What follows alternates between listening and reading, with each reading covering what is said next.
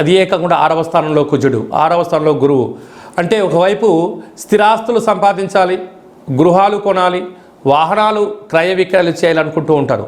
మంచి కాలమే, కానీ సమయం ధనం వృధా చేసుకోకుండా ఉండగలిగితే యోగం.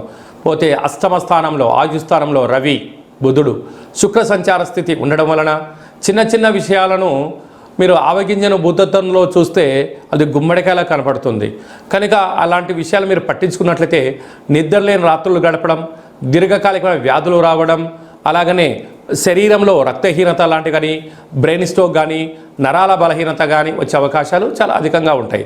అదే కాకుండా దూర ప్రయాణాలు, జల ప్రయాణాలు, దూరంగా ఉండడం, నిప్పుతో, నీటితో, మాటతో, యంత్రాలతో, ఫోన్లతో, వాట్సాప్ స్టేటస్లతో మిమ్మల్ని కొందరు ముంచెత్తడము, మిమ్మల్ని మాయలో పెట్టే పని చేయడం జరుగుతుంటుంది.